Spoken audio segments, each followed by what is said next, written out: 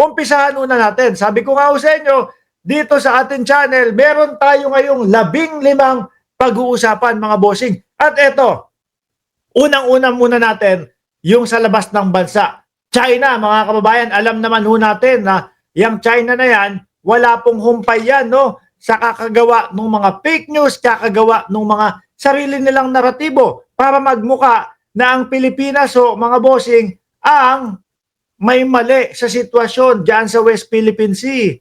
Ano po, ngayon, pinuna ni Atty. Claire Castro ho, mga kababayan. Ano ang sabi ni Atty. Claire Castro dito? Oh, saan ba yan? Hindi, ito yung, ito. Ano ang sabi ni Atty. Claire Castro dito, mga kababayan?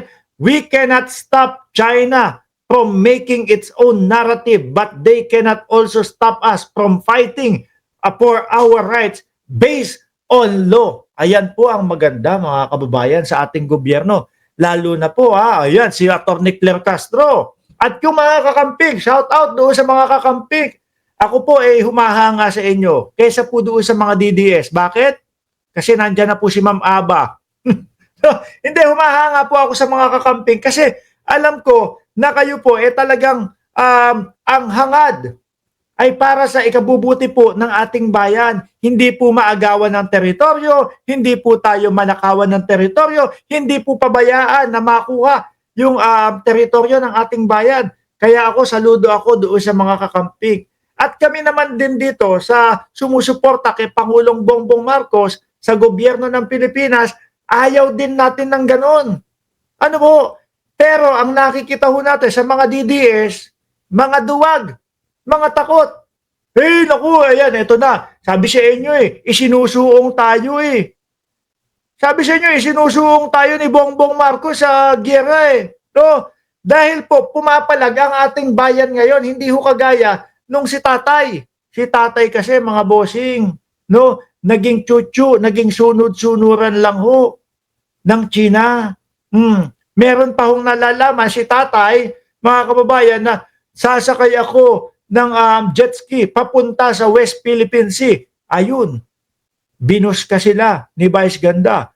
Mga napikon ho, mga kababayan. Kay Tatay Digong naman nila nang galing ho yun, di ba? Yung joke na yun.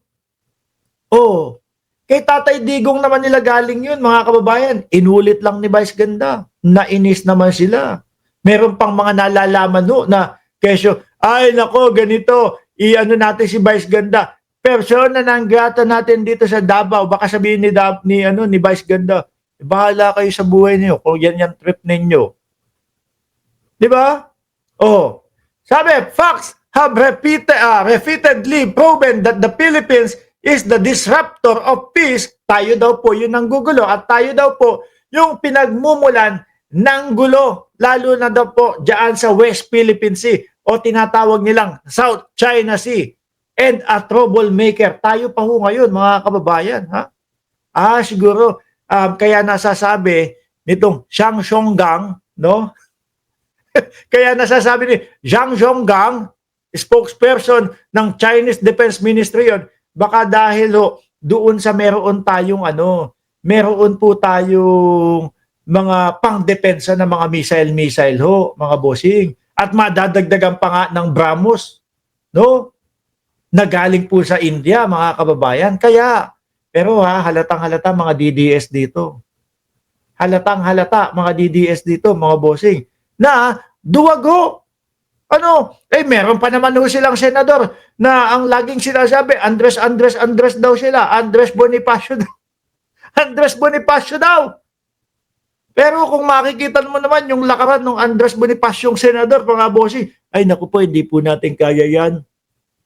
Ay naku po, ang lalakas po ng armas niyan. Yung Andres Bonifacio ho dati, mga bossing, yung tunay na bayani, lumalaban yun, pumapalag yun. Kahit gulok lang ang hawak nun. Tapos replay.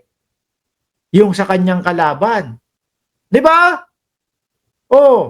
Tapos eto, pinapalagan natin kasi nga, inaargabyado tayo sa ating mga lupain, sa ating mga katubigan. Sinasabi ng mga DDS, kayo na lang, no? Mauna kayong mga sumusuporta kay Bongbong Marcos. Nako, kung mabibigyan nun ng pagkakataon na ganyan. Pero wag na lang sanang umabot din. Ano? Pero kung mabibigyan ng pagkakataon, bakit hindi? Karangalan ko bilang isang Pilipino, mga Boss G Pamo, sir, na maipagtanggol, manguna, no? Manguna po doon sa isinusulong ng ating bayan na wag manakawan ng teritoryo. Karangalan ko ho yun, mga Boss G Pamo, sir. Kasi mga DDS, matapang lang ho yan dyan sa comment section eh. Di ba, Shiro Kansaki, dapat mga DDS ang maun... Nako, mag-expect ka pa sa mga DDS na mauna yung mga yan. Eh, duwag yan, duwag yan mga yan eh. Oh, tsaka ano, sabi nga nung anak ni sabi nung anak ni JPE na si Katrina Ponce Enrile, nakakatanggap daw yung ibang mga kababayan natin, no, ng pondo galing sa China para mismong yung mga kababayan na natin ang sumira sa gobyerno, ang magpabagsak sa gobyerno ng Pilipinas. Ganon kautak ang China. Kaso lang ho, may mga kababayan tayo, mahina ang kokote, ibebenta ang bayan sa kakarampot na pilak. Ay, hindi. Kakarampot na pera. O, pilak, panahon ho ni, yun eh. Panahon pa ho yun ni Julius Caesar eh. Ano? Kakarampot na pera. O, sige, pabagsakin ninyo ang gobyerno ninyo. Tapos ganito lang kami dyan, oh. Aabangan lang namin kayo. Kung tapos na kayo, pag mahina na kayo, saka kami aatake. Yun ang nakakalungkot po sa ating mga kababayan. Ano ho? Duwag na nga, kaya pang ibenta ang Pilipinas. Tapos ang sasabihin, naratibo nila, naku, ayan, tinraidor ni Bongbong Marcos, si Rodrigo Roa Duterte na dating Pangulo. Tingin ko, ito yung mga Tomb Raider ho eh. No? Ang tingin ko, yung China ho, ang Tomb Raider, kay dating Pangulong Duterte. Sabi ni Larry Gadon, kaya yan pumunta ng Hong Kong kasi papunta yan ng China. Kasi hihingi ng asylum doon kay Xi Jinping. Pinauwi daw. Uwi ka na. Kasi meron ng may warrant of arrest ka na doon sa ICC. No? Tayo ho, mga kababayan, wag ho nating hahayaan na kada isang natin yung teritoryo natin maagaw nito or etong mga ito makapasok, no, at sila ang maghari sa ating bayan. Bakit to? Ang kawawa diyan yung mga susunod nating mga henerasyon, mga kaapu-apuhan natin, mga apo ng mga anak natin, yun ho ang kawawa diyan, mga bossing. Kaya ho tayo nakakapanirahan or namumuhay ng malaya dahil po sa mga bayani natin. Dahil po sa mga bayani natin na lumaban po, hindi po nila inisip, mga Boss G Pamo, sir, kung ano ang kahihinat na nila, kung wala silang mapala o mapala nila ay kamatayan lang, wala silang pakialam doon.